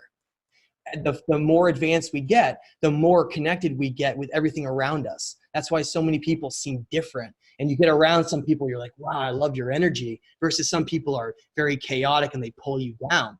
That represents people that have completely different kinds of energetic states. So when you get in groups that are all in the same wavelength as you are, those are all people that are higher vibrational frequency. And what kind of people are those? Open-minded thinkers, people that have an understanding of aspects that most others don't, because they're only able to get there if they do. That's how it works. If you're really held back by certain ideas, things where you're not a very good person, but yet you still read all kinds of spiritual things, that doesn't mean you're going to be able to skip and cheat that process. There's these very defined laws that go into how we're able to get to these higher states of vibrational frequency. You can't cheat. It means that it's been this design all along for ways for us to learn and grow in this environment we find ourselves in. And that's what I want to end on by really wrapping our heads around the idea of, well, what is the nature of reality, and what are we doing here? What is our purpose, and what is our history? Where do we come from? And so that's what I strive for, is connecting geologic evidence, climate evidence, ancient texts, ancient history, spirituality, Gnostic writings, the whole spectrum. You can't understand it all unless you connect the whole thing, because you're only going to have one piece of it. Okay, let's open up the questions. I'll try to say the question again, or at least summarize what it is in case people can't hear it on the online here. I just read something about the Lewis and Clark expedition, that a lot of their journals, all of their information, they were writing constantly. A lot of it has been confiscated. And they mentioned evidence of giant beings. Yes, very interesting. I'm glad you brought that up. A lot of that has been. And some people would, if they heard that, would completely look at it with two heads, right? Giants? Well, if you go, has anyone ever heard of the Serpent Mound in Ohio? Yes. Okay. The native indigenous cultures of the United States follow the same rule that I mentioned before. Same rule. They're much older than we've been told. They did not come down through the Bering Sea Strait like we've been told. That was impossible to navigate, by the way. It was ice caps. You could not navigate that. You wouldn't have made it. If people did, it would have been a very small amount. What we're talking about is indigenous groups that were left over from when this global society once existed, where people could get around everywhere, and where some groups remained indigenous. I'm not saying every group around the world was advanced and part of this connected culture. Like I said, just like there is today, where we have this, we're doing artificial reality and technology right now, and yet there's still tribes in the Amazon that are primitive, right? We still exist in that same, they existed in that same type of world back then, where it was like two worlds existing at the same time. Now, these explorers in the United States, when they came to North and South America, they saw some really bizarre stuff. And one of the things you find is when there are old newspaper clippings. I would encourage people to go online and look at this. I think out of Wisconsin and some other places around the country, where they did some excavations of these serpent mounds. Again, they're called serpent mounds, these indigenous mounds in the United States. Remember, getting back to talking about the serpent. Go down through Machu Picchu, right down through the Mayans and Aztecs. They're all obsessed with the serpent and dragon. That's a whole nother topic to get into. But again, it gets into this whole idea of symbolism and what it played in back then. But so these serpent mounds, they've dug some of them up. What did they find? Some giant beings sometimes. They've done newspaper articles where they talked about how there was like 7, 8, 9, 10-foot beings that have been found in some of these graves. Well, why has anyone ever heard about that? Has anyone ever heard of the Nephilim that are mentioned, the religious Nephilim, talked about as being great giants that were considered some kind of a strange hybrid or something of a great bloodline that used to be here? There were those great kings I mentioned, like, you ever heard of Gilgamesh? Gilgamesh has been shown in depictions with a lion. he's sitting with, except the lion is the size of a house cat. You know it's a full-grown lion because it has a mane. Lions that are young don't have manes.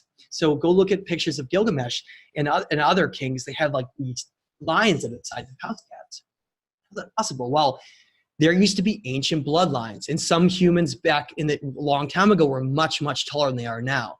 And that directly went into some of the origin stories I was talking about, how there was different groups of people around a long time ago, and there were giant people that were around. And specifically, some of those giants were in the United States and in South America. So two groups came to explore that we know we're all very familiar with. Lewis and Clark crossed in the Northwest and explored the United States, whereas Magellan explored the Straits of Magellan off of South America.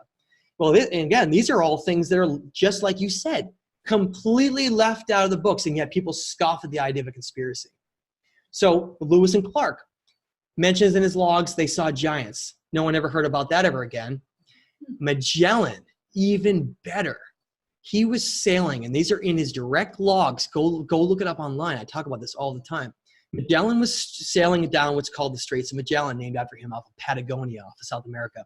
And when they were sailing through that wild mountainous island region, they had to go ashore to get supplies. So they did this. They parked their boat along the shore. This is what it says. It's right in their logs too. They park it on shore, and the men all go inland to find supplies. Well, they encounter these giants inland, giants that are 10 feet tall, according to them, that attack them viciously. And they had to go back to the boat and then leave. And they said that some of them are very vicious, and they went back to Europe and they told them there. And then it was essentially no one ever heard of it again. It actually says in the logs that they reported it multiple times and no one ever heard of it. So what is going on, right? What is going on? It's so weird.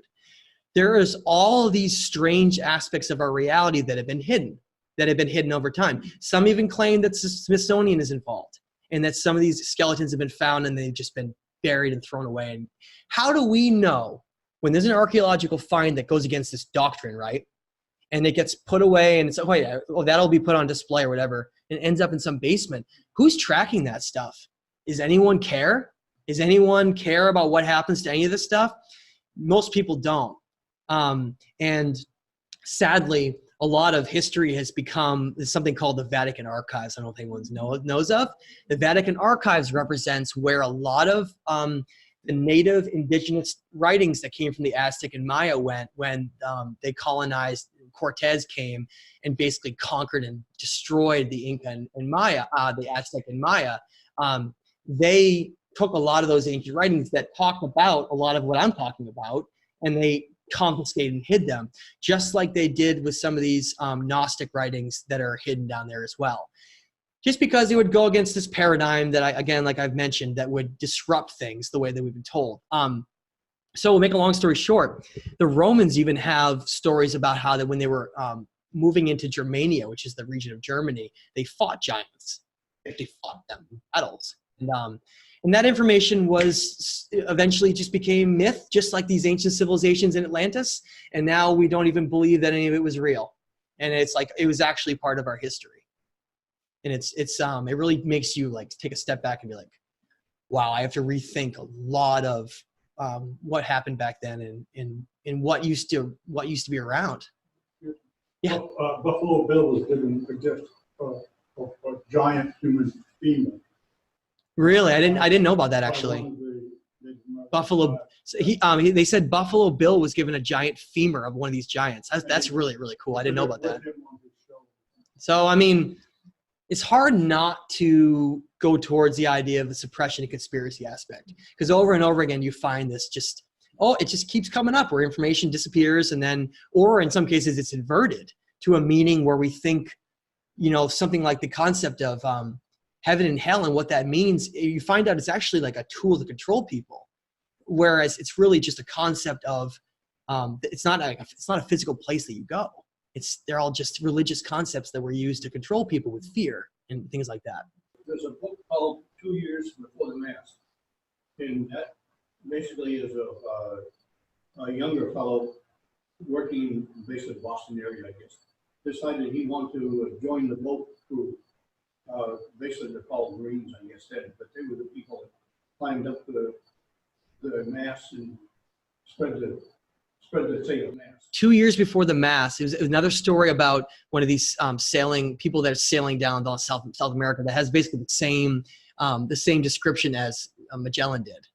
That's incredible. Right. So that's another great example. So just like Plato, here we have one of the most famous philosophers in history, and yet we select what piece of information we'll take from them. Because it's just like Magellan and these stories about giants.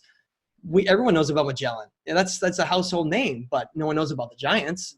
Just like Plato's a household name with as a philosopher, but in 2 books, the Timaeus and the Critias, he talks all about Atlantis in great detail.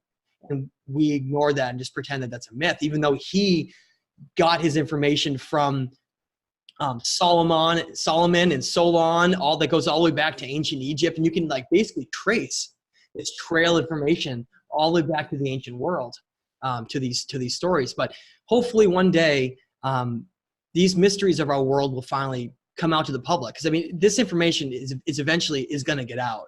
We can't go on like this pretending forever, can we? And so if that's the case, then what does that mean for the future? We're at this critical time right now. The Mayans considered this time period we're in called universal consciousness, when the energy of our galaxy and the energy of our solar system would be in such a vibratory way where we would awaken no matter what we wanted to do anyway. It's like a timer. There's this latent timer that exists where even if we decide to stay asleep in the illusion, that's what I called it. That's why I called my first book, The Illusion of Us. It's the illusion of everything that we see around us, which is really not actually what defines everything. Everything's defined on a non-physical energetic level. It means that we're in this critical time period right now when information is now available and is free for everyone. You're no longer stoned to death or burned at the stake. You might be ridiculed because that's what it's all become. It's about how people perceive you and about, how you're viewed in groups and those who know you. Oh, I get that crazy family member, Matt. What a kook, right? That's how we're perceived by some, when in reality, maybe that kook is the one who's actually telling at least partially the truth. So right now, more and more people are what we call waking up all the time, which is at least realizing that things are not completely the way that we've been told and are looking into alternative theories, whether that's regarding spirituality and religion, ancient history, origins, it doesn't matter what it is, or all of the above. We're just looking into other ways where things are way more fantastic and amazing than we've been told. And that's one of the things I didn't mention is internally when I was young, I was in all kinds of classes and groups where I was being fed that information. And I just remember this feeling inside that was just telling me it was wrong. There was a deep intuition feeling inside of me. Like some of us somehow internally know that there's a guide for truth within us, that if we don't want to exist in a completely logical mind. We got to remember that there are these aspects of us that we don't really understand fully, these intuition, these higher connected aspects. I'm sure a lot of people in this room know what I'm talking about. When you go into these times where you might close your eyes and go into a semi-meditative state, it's like you connect to this other place that's not in this physical realm. And I think that that's what we're entering, is a time when it's the time of materialism is ending, and it's the time of great spiritual conscious awakening. Yes. I think that, remember I mentioned how human beings we're called the children of mankind? I think that we're largely being kept out of the truth, of the cosmic truth, because we're like this savage race still that is trying to find its place and purpose, but we're still very, very violent in that. And I even go as further to state that we've been driven to this violence purposely, to be in a state that we don't belong in. That's why everything is basically based on like war and things that are violent, basically. And so it's like a prison planet. We're in a place where I think we're closed off from this cosmic truth until we can grow up. And I think we're constantly being observed. Because I mean, look at it right now. The universe is so vast that there are estimates right now, if you look at habitable planets around star systems, would be in our Milky Way alone, there are at least 500 million star systems with habitable planets in just our Milky Way. And scientists, astronomers have at least estimated that there are millions to potentially billions of galaxies. So if there are millions, potentially billions of galaxies, and each galaxy has 500 million stars with planets that have life around them, try to do the math on that. Basically, it tells you that the cosmos is full of life. Oh, dancing stuff. Oh, this is a real thing. And there are people that have been watching it for years. I don't think they're stars, that's for They're sure. not stars. They're not stars. Yeah. They're much smaller. Yeah, so they're either two things. I agree. As everyone knows, the whole story of like Area 51 with Roswell and all that stuff, there certainly is some kind of advanced technology that the U.S. military, the Nazis that had. I mean, if you look into that, it's absolutely. You can even see pictures of Nazis playing around with anti-gravity stuff. Have you guys ever seen that stuff? It's blows your mind. It's like, wow, really? The idea is, and I'm not going to go down this long road, but if anyone's ever heard of Operation Paperclip, it was the idea that when the World War II was ending, the United States scientists wanted to get some of these goodies, some of what they knew. Which, where did that come from? That's the other question, right? Some of this technology. And so they went over and they stole some of these Nazi scientists before the war ended, and that was true. And that's where a lot of this technology information came from. But the point is, I think that technology got into the hands of some people, and a lot of UFOs that people perceive are probably some kind of military technology, because really, would a sentient civilization be stupid enough to get actually seen? I mean, you have to understand, they would obviously be conscious enough to understand, to know that our wavelength of seeing the visible light spectrum is so minimal that it would be so easy to exist just outside it and be essentially invisible, like a cloak. It would be so easy. You would just go outside the visible light spectrum. Boom, you're done. So I don't think all UFOs are military UFOs, because I think sometimes, what if these beings, if everything is based on being non-physical, so essentially it'd be like telepathy, right? So you could maybe want to be seen because maybe you want to change something in someone's lifetime by giving them some kind of a brief experience, and you know that they're watching you because you're literally connecting to them at a telepathic level. It gets very bizarre, but there are a lot of people, like everyone's ever heard of Stephen Greer, who has this whole idea where they go out to the desert and they have these meditation sessions and they like call to them, like this is a space where you can show yourself, and boom, all of a sudden something comes out and they're like, whoa. So that's the idea of where there's a lot more going on around us than we really understand on multiple levels, both technological levels and on levels beyond our comprehension. I've had people tell me, oh, well, okay, this one is to the east, but if you look to the north and lower on the horizon, there's another one. Yeah. And I saw that one, and it's doing exactly the same thing. And it's a different color, and it's smaller. Yeah. The one I'm looking at that I see it all the time. It's red, yellow, and blue. It's beautiful. And there's another one that's larger, but it's pure white. You should try to get it on film if you can. I would encourage you to do that. Yeah, I've seen many objects like that. And one of the most bizarre thing, I have had a couple encounters where, and I'm not even a huge guy that spends a lot of time with UFOs, but I remember a couple situations where I have seen something caught my attention. And I remember multiple occasions when it caught my attention, then it would disappear instantly. As in, if there's some kind of a level where it can perceive, if a human being realizes that it perceives that thing, then it can know that whole idea behind it. I think that's something that we're dealing with, that, and potentially basically like military technology. I feel they're reaching up. Well, that's what, again, two things I was saying, not just one, is there's military technology, and then there are beings that seem to want to communicate with certain individuals at certain times based on what progression they are in their life or whatever it is.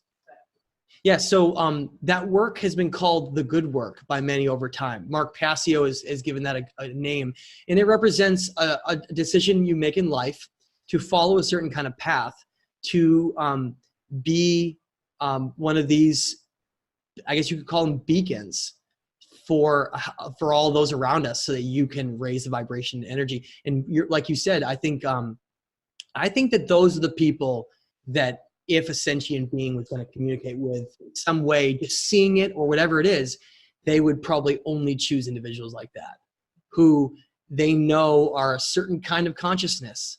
Because I don't think they're going to waste their time on closed-minded, low vibration people. No.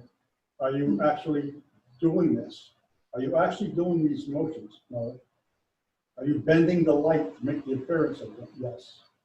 Those beings, the Anuna, the Anunnaki, it claims that they came here to achieve immortality from life, and that they want to cheat having to exist in the physical realm to become non-physical.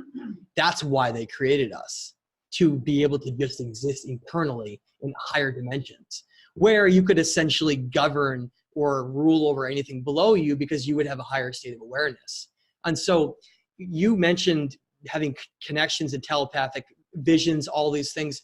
I think we're constantly being bombarded by beings that are non-physical that exist in dimensions all around us all the time. Some of them are malevolent, and some of them are benevolent. Some of them are bad, some are good. And I think there are a lot of really evil people that have gotten in contact with. There's a lot of dark stuff in our world. I'm sure some of you are aware. Go look into Bohemian Grove. Go look into some of these really strange stuff that some of these elites do. But there are those who will practice what they call the dark arts, where they try to connect with some of these, some of those beings that exist in other dimensions that are not good. They're actually very bad. So that's what this whole idea is, that there are beings that exist on both sides of the spectrum that are constantly, we're sort of right in the middle, and we're being bombarded by influences from all around us. But in many ways, we don't often realize what that influence is. Go ahead. Can you speak at all to coming ice age? I mean, do you Sure. have any knowledge of when this may happen? And now this is not a topic that a lot of people like. It makes them very nervous, makes them very scared. But there are things going on right now. And we're in one. It looks like these cycles occur roughly every 12,000 years, which is when the ice age last ended 12,000 years ago. People know about what they're spraying in the sky, planes above you. Okay. Those are actually those in the know, and those in the CIA. They actually don't call them chemtrails. Go look on YouTube to a discussion from John Brennan of the CIA. He talks about the program. They call it an SAI program, stratospheric aerosol injections. And the whole idea is they're trying to prevent that electromagnetic grid from collapsing, just like it did back 12,000 years ago, which then disrupted the whole planet and melted the ice caps and volcanoes. And notice how many earthquakes and volcanoes we've had on our planet if anyone's been paying attention over the last 10 years. It has skyrocketed all around the world. So the whole point of that program is, it is one of the greatest conspiracy things that's ever happened in human history. It is a global program where they know if they tell people that we're going through a potential cycle change where something could happen, people would freak out. So what do? They convince people very easily that they're all just contrails, which are a natural condensation trail from a plane, which is absolutely real. But a commercial plane flies out of Portland Airport and flies towards Montreal, Quebec, and it goes up to a high altitude. It's going to create a very, very, very limited cloud behind it called a contrail. That's simply condensed water vapor that's created because it's flying at very high altitude. The water vapor, and remember, mark these words, will always have to dissipate within a minute. Always, because it's not an actual real cloud. It's like these bubbles that get created that then just sort of evaporates. Whereas what some of these other things that are happening in the sky, if you pay attention, all of a sudden the sky gets all hazy and there's all these lines that cross each other everywhere. They're trying to create a system where this doesn't happen again. They do not want this disaster to occur because, of course, the whole system collapses and we reset ourselves again potentially. Potentially, I say that because remember, we don't have an ice age right now like we did 12,000 years ago. And this is where I get into the positive side of this. They had a massive ice age 12,000 years ago. Just think of what that would be like compared to, we just have like some ice caps today. But really, the majority of our world is not. Well, hold that question for just a second. So they are doing, it's a global program. It's all over the world. and it's been happening for 25 years. And the idea is scientists found out all about this. They know all about this cycle. They knew the public would freak out, just like any disaster. If a disaster is coming, they're not going to tell people. I mean, you've seen a million movies on that, right? So they decided to create this idea where they would do that and just not tell anyone. And then we would all go about our way, and then hopefully nothing would happen. And then we would just blame it all on climate change. And then that would be how it goes. So when you hear climate change, it means these changes right now that we're in. That's what essentially this is. Now, yes, humans have definitely sped this along. I absolutely agree. Fossil fuels are a horrible blight on our world that we did not have to go down that route, but very evil people made us go down that route, and that's a whole nother discussion for another day. But we're in another cycle right now, but the problem is what they're doing up there, it's not good for our health, and it falls down. It's mostly aluminum based, and we breathe it in. And if anyone knows, aluminum is a toxic metal. Yep. And so we have this really weird world where we're being sprayed above us, and we're being told that it's contrails, and people think it's all okay. And I'm driving around like losing my mind because I can't, like, you see it everywhere, and like you live in this world where people don't think it's real, and it's difficult sometimes. It still is, and I feel like I want to scream sometimes. But So they're there for our benefit. yes, but at the same time, they're also using them as a way to geoengineer storms. There's a lot more going on. It's super complicated. Some is about helping protect the upper atmosphere. Some's about geoengineering storms. Look at Dorian. What is it doing? Stall over the Bahamas for like 2 days. What is going on with that whole thing? It's not like this cycle just goes on forever where it just keeps getting destroyed. They all prophesized how in the age of Aquarius, remember this? The age of Aquarius, that song, they all prophesized how when that occurred, the resets would no longer occur anymore, and that we would return to the golden age, and we would finally get past one of these destructive events and actually build upon it to reach the next stage of our conscious evolution. And that's what Aquarius means, is like this is return to the golden age. So look, right now, we don't have a big ice age like last time. We have technology to prevent this. We have wisdom that's free in all over the world. It is the perfect culmination to lead up to what they've all said, which is when Aquarius comes in, people know what zodiac ages are? Not birthdays. Zodiac ages, and I want to just point this out. I'm sorry, this is continuing so long, everyone. I just keep going. Zodiac ages represent the Earth is spinning all the time, 24,000 miles an hour. But it has a slight wobble to its tilt. And that wobble means that every 25,000 years, it runs through 25 to 27,000 years, it runs through a cycle, which means it'll face different constellations over a 25,000 year period. And every 2,000 to 3,000 years, it will face a different constellation. Those constellations are the different zodiacs. Each of those zodiacs are in a different part of our Milky Way galaxy. They all have unique energies to them. So the idea is that these beings, literally, they allow, or whatever it is, allow a certain age to be represented by a certain kind of energy based on that. So like we just went through Pisces. Pisces was decided to be a very negative age, and it was. What happens with, anybody know about balance and duality? If you have something that is balanced and you have a lot of evil, you have to flip the other way to balance it, right? So you look at how dark Pisces was, thousands of years of evil and darkness and war. It means that we have to, for balance purposes, that's what the universe is designed around, balance, we have to flip the other way. That's how ancient cultures knew that the age of Aquarius was going to be what it was. Because, and guess when the age of Aquarius is? The age of Aquarius, according to my data and a lot of others, is supposed to be fully in within 2030. It's not even very far off if you consider cosmic ages. That's why all this stuff is happening right now. We're in the great transition to the age of Aquarius and the conscious revolution of humanity.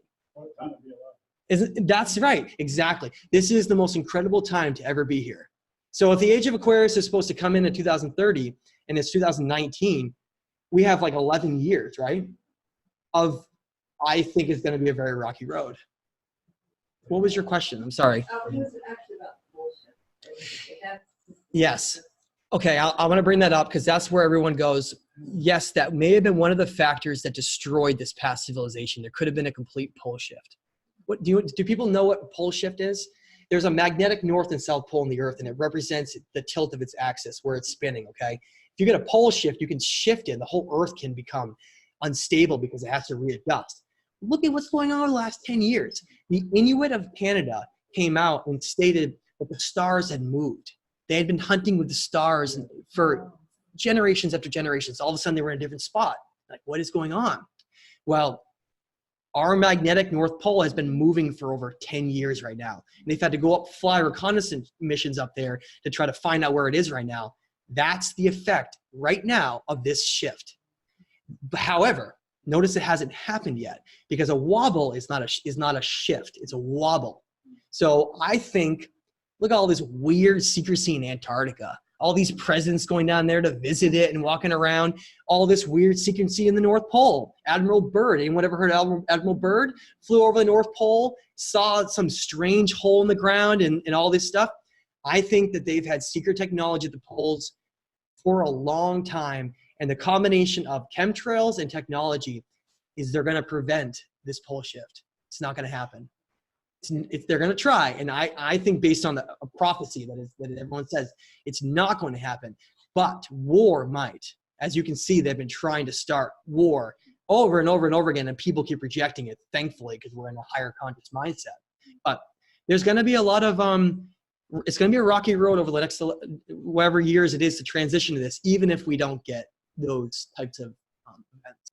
It also gives you an idea of how, okay, so these different ages somehow transition to reflect the level of sophistication and balance that civilization follows. So it really gets into a lot of complex questions about how, whether or not that process is natural or if it's unnatural or what it is. But the fact is, we are in what's called, this is the great darkness before the dawn right now. Thank you so much for that wonderful discussion. I really appreciate everyone sitting down to have this highly conscious conversation, and hopefully I can meet a lot more people like you. So thank you so much. Awesome. Really appreciate everyone. Thank you.